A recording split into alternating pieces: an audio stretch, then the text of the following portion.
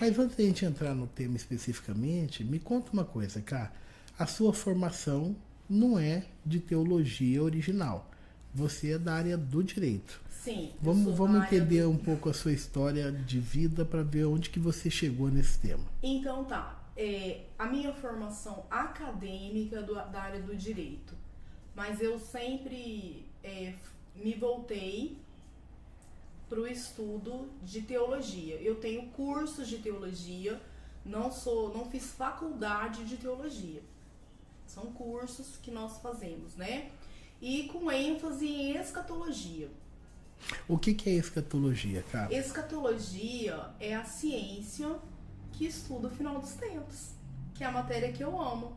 Mas é a ciência que estuda o final dos tempos do ponto de vista cristão ou do ponto de vista de todas as religiões? Então, nós damos uma ênfase sobre o ponto de vista cristão. Só que no decorrer do nosso bate-papo, nós vamos ver que todas as 3 grandes religiões abraâmicas, elas estão na mesma visão. E não só as abraâmicas, né? As 3 maiores religiões monoteístas hoje, as abraâmicas, os judeus, os muçulmanos e os cristãos, né? Todos estão esperando e estamos todos na mesma visão do tempo cronológico que nós estamos vivendo. O que seriam essas 3 grandes religiões abraâmicas? Qual que é o conceito disso? As 3 grandes religiões abraâmicas são as 3 grandes religiões monoteístas, né? Que é o judaísmo, que são os muçulmanos e o cristianismo. Judaísmo, muçulmano e cristianismo. Exato. São religiões que derivaram do mesmo pai, de Abraão. E que adoram o mesmo Deus. O Deus invisível, Yahvé, Javé, o grande Deus. Perfeito. E nessas 3 religiões existe a ideia da escatologia, do final dos tempos. Sim, e não apenas nessas religiões, viu? Em outras religiões também eles estão, não sei se o termo seria escatologia, mas também estão na mesma contagem de tempo que nós. E quando a gente começa a falar sobre final dos tempos e a perspectiva cristã, a partir dessa, que é o que nós vamos trabalhar mais aqui hoje, a gente pega traços em comuns dessas 3 religiões ligadas ao fim dos tempos?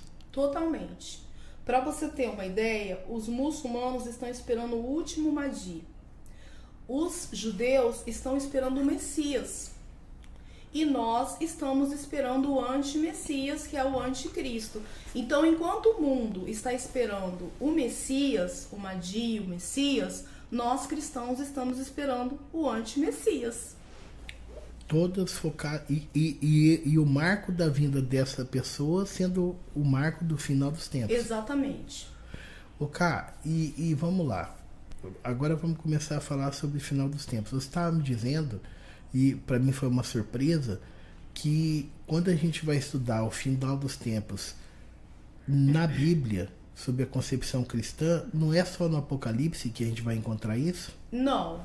Na verdade, o Apocalipse, ele traça alguns pontos, né? Mas o livro que eu creio que, digamos, seria o maior Apocalipse seria o livro de Daniel. Mas nós temos isso em todos os profetas. E nós temos também no livro de Mateus. Inclusive, quem estiver em casa e tiver uma passagem muito interessante para vocês é Mateus 24. Mateus 24 é onde o próprio Jesus Cristo ele vai explicar do final dos tempos, quando vai começar essas coisas. Porque assim, dentro da visão, né, cristã, vamos partir dessa premissa agora. Jesus quer que nós saibamos o tempo que nós estamos vivendo. A Bíblia, ela diz que ninguém sabe o dia nem a hora, mas Jesus, quando ele fala da parábola da figueira, que vai estar em Mateus 24, ele fala assim, visto que ninguém vos engane. Então vocês têm que saber o tempo. A partir de Mateus 24 que a gente começa o nosso relógio escatológico. E o que é que marca? O relógio escatológico seria o relógio para o final dos tempos. Exatamente. E esse relógio, existe uma concepção de que momento que ele está marcando agora? Primeiramente, nós vamos deixar uma coisa clara aqui. Dentro dentro da teologia, tem várias correntes. Muitas correntes. Tá. Então nós temos correntes preteristas, por exemplo. Tem correntes que falam que o Apocalipse já aconteceu. Que, por exemplo, quem foi o anticristo foi Nero, quem foi o anticristo foi Hitler. Na verdade, nós já passamos por muitos anticristos, né? E tem correntes que são as majoritárias que entendem que não aconteceu ainda. Isso na visão cristã.